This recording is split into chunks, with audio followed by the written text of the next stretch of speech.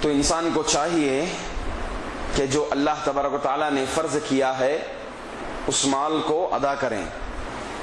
ظاہر سی بات ہے انسان کا جو مال ہے وہ 3 قسم کا مال ہوتا ہے۔ ایک وہ مال حدیث میں آتا ہے، حضرت ابو ہریرہ رضی اللہ تعالی عنہ فرماتے ہیں، مسلم شریف کی روایت ہے، ما اکل فافنا وما لبس فابلا او اعطى فاقتنا وما سوا ذلك فهو ذاهب وتاركه للناس۔ 3 ہی قسم کا انسان کا مال ہو سکتا ہے۔ کیا کیا؟ جی، جو کھا لیا اس نے وہ اس کا مال ہو گیا، بہت اچھے، وہ اس کا مال ہو گیا۔ جی، جو پہن لیا اور اس کو پرانا کر دیا وہ بھی اس کا مال ہو گیا۔ جی، تیسرا مال وہ مال ہے جو اس نے خرچ کیا، جو اس نے خرچ کیا، فاقتنا، جو اس نے خرچ کیا وہ تیسرا مال۔ باقی سب جو بھی چھوڑے گا وہ اس کا مال نہیں ہوگا۔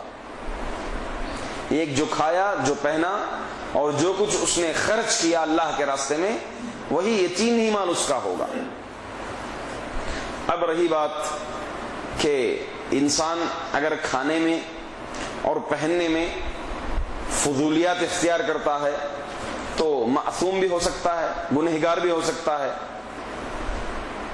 البتہ خرچ کرنے کے معاملے میں کسی بھی صورت میں بشرط یہ کہ وہ ریا نہ ہو تو کوئی چانس ہی نہیں کہ وہ ضائع ہو۔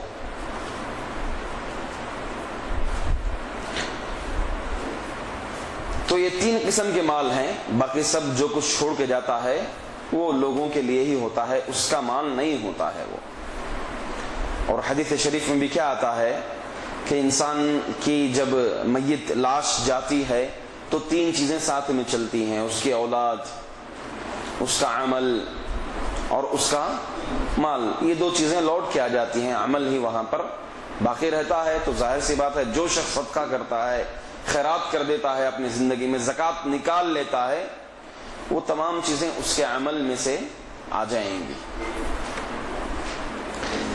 اور یہ مال جس کے پیچھے انسان بھاگتا ہے، دوڑتا ہے، اس کا کوئی مقام نہیں ہے۔ اللہ کے رسول صلی اللہ علیہ وسلم فرماتے ہیں کہ دنیا کی حیثیت آخرت کے سامنے کیا حیثیت ہے اس کی؟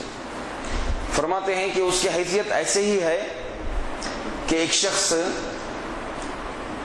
سمندر میں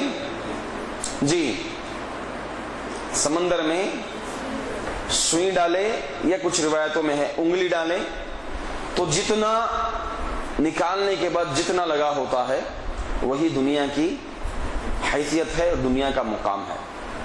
اور دوسری ایک حدیث میں یہ ہے کہ مکھی کے پر کی مثال دیتے ہوئے کہا، گرچہ اس حدیث پر کلام ہے مگر اس معنی میں دوسری حدیثیں اس کو تقویت پہنچاتی ہیں، معنن صحیح ہے، سندن حدیث ضعیف ہے۔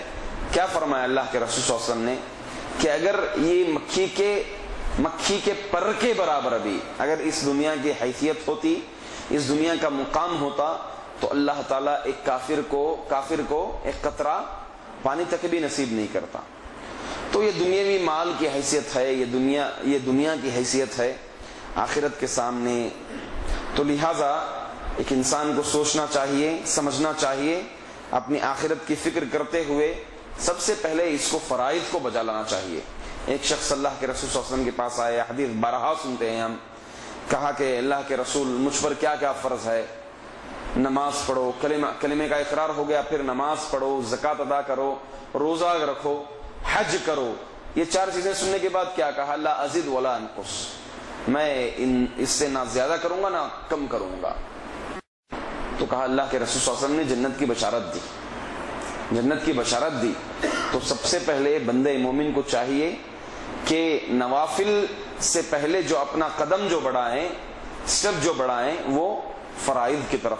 دیکھیں اس میں جو حضرت معاذ رضی اللہ تعالیٰ عنہ کی جو حدیث ہے یمن میں بیچتے سمے، یہی اسٹیپ اللہ کے رسول صلی اللہ علیہ وسلم نے سکھائے ہیں، یہی ترتیب سکھائے ہیں اللہ کے رسول صلی اللہ علیہ وسلم نے۔